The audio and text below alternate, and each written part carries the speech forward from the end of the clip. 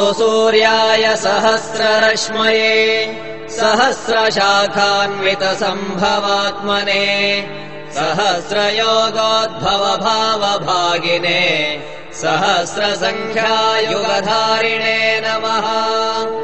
यन्मण्डलम् दीप्तिकरम् विशालम् रत्नप्रभम् तीव्रमनादिरूपम् दारिद्र्यदुःखक्षयकारणम् च पुनातु माम् दत्स विदुर्वरेण्यम्।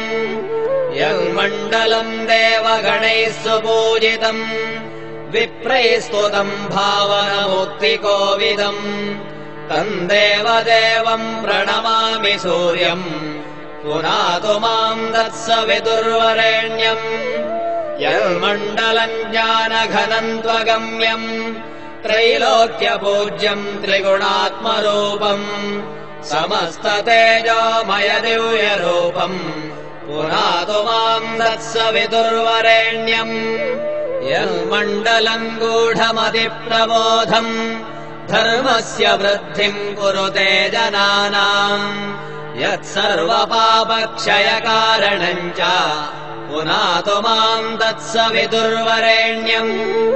यन्मण्डलम् व्याधिविनाशरक्षम् यदृग्यजुःसामसु सम्प्रगीतम् प्रकाशितम् येन च भूर्भुवः स्वः पुनातु माम् दत्स विदुर्वरेण्यम्। यन्मण्डलम् वेदविदो वदन्ति गायन्ति यच्चारणसिद्धसङ्घाः यद्योगिनो योगजुषाम् च सङ्घाः पुनातु माम् दत्स विदुर्वरेण्यम्। यन्मण्डलम् सर्वजनैश्च पूजितम् ज्योतिश्च कुर्यादिह मर्त्यलोके यत्कालकालाद्यमनादिरूपम् पुनातु माम् दत्स विदुर्वरेण्यम्।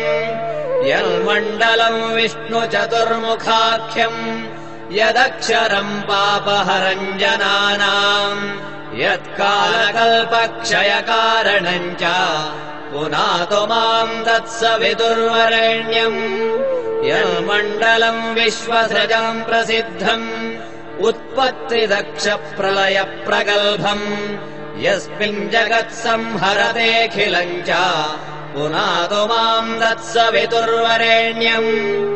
यन्मण्डलम् सर्वगतस्य विष्णोः आत्मा परम् धाम विशुद्धतत्त्वम् सूक्ष्मान्तरैर्योगपथानुगम्यम् पुनातु माम् दत्स विदुर्वरेण्यम्। यन्मण्डलम् वेदविदोपगीतम् यद्योगिनाम् योगपथानुगम्यम् तत्सर्ववेद्यम् प्रणमामि सूर्यम् पुनातु माम् दत्स विदुर्वरेण्यम्।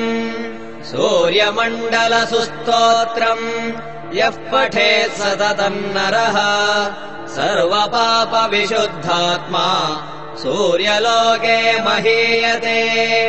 इति श्रीभविष्योत्तरपुराणे श्रीकृष्णार्जुनसंवादे सूर्यमण्डलस्तोत्रम्